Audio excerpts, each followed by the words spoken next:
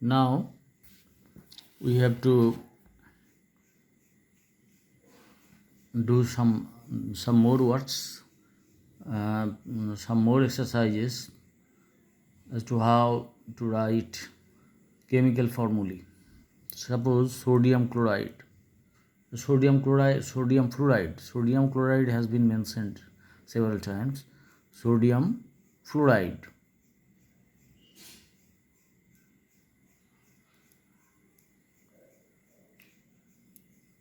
We can understand that it is Na and it is chlorine. This is F, and the valency of this metal is 1, we know, because previously we have written formulae like sodium chloride NaCl means the valency of chlorine is 1, and we have known that valency of chlorine is 1, and taking valency of chlorine as 1, we have learned how to write the chemical formulae, and the valency of sodium is also 1. And so we wrote it in this manner because we need not write 1. And sodium fluoride, here also the valency of fluorine is 1. That means this is the metal ion present in the compound, and that means this is the cation, and it will be written as Na plus, and it is F minus, and valency of both the ions being 1, it will be written as NaF. Sodium fluoride. Now lead chloride. Lead chloride, we know the symbol of lead is Pb, and it has a valency of, it's a metal, that means cation. And chlorine, it has a valency of 1. So we shall write lead chloride as PbCl2 because the valency of chlorine is 1. Then aluminum hydroxide, we mentioned it before. Then calcium bicarbonate. Calcium bicarbonate. Calcium, this metal, and it has the valency of 2, and bicarbonate, it has the valency of 1. So calcium bicarbonate, CaHCO3, and the valency of calcium will be written on this radical.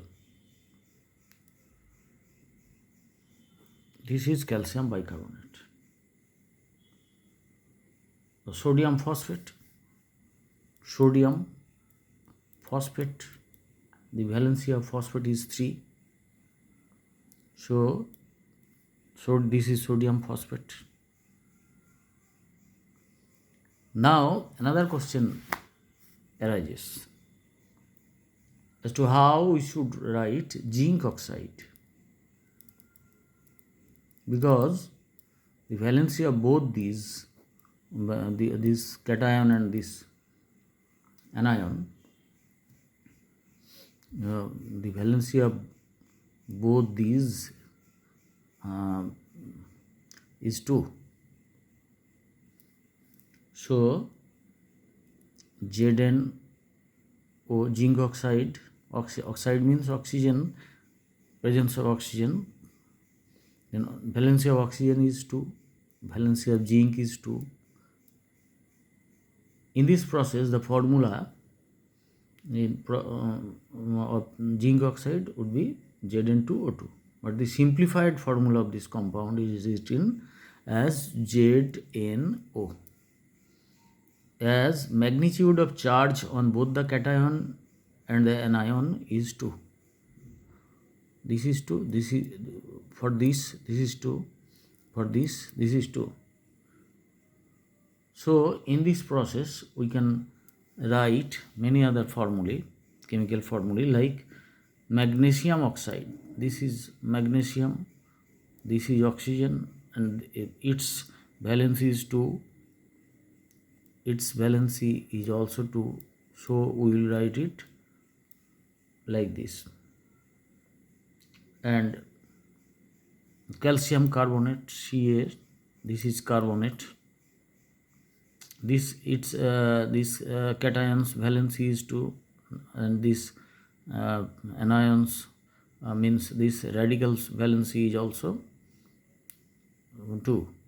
So 2 plus and 2 minus. So we should write Ca2 and CO3 whole twice, and therefore we shall write it following the methods previously told to you, that is calcium carbonate. We need not write these two. And we can write the formula of ionic compounds by another process. Here the number of cations and anions is to be taken in such a way that the total charge of the compound formed by them becomes 0. This means that the total charge of cations taken will have to be equal to the total charge of anions taken. The formula of an ionic compound does not represent a molecule, but represents a ratio of the number of cations and anions in it. Suppose we want to write sodium chloride. Here the cation present in the compound is Na plus, and the anion present is Cl minus. For every Na plus ion, there is a negative anion. So their charges will be plus 1 minus 1 equal to 0. So the formula of the compound will be NaCl. The total charges will have to be 0.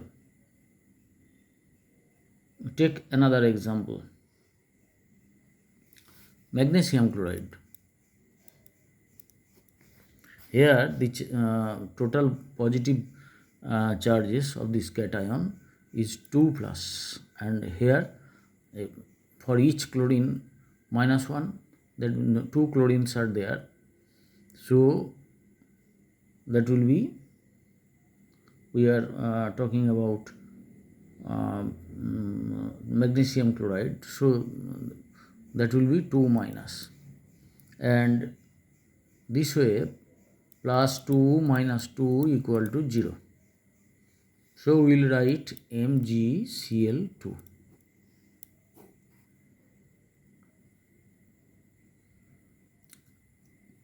And calcium chloride, CaCl2, aluminum oxide, the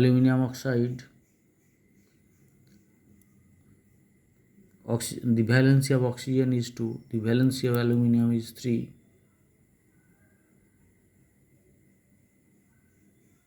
So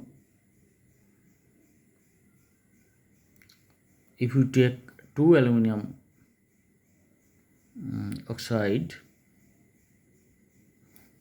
so the total positive charges against the aluminum will be 2 into 3, because the valency of aluminum is 3.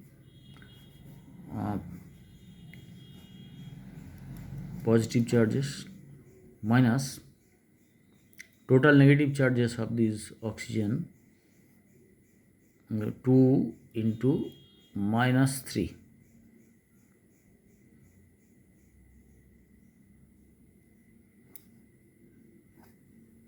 This is plus.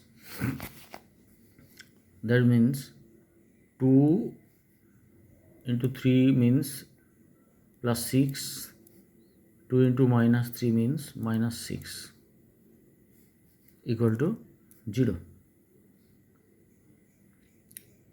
So this is aluminum oxide.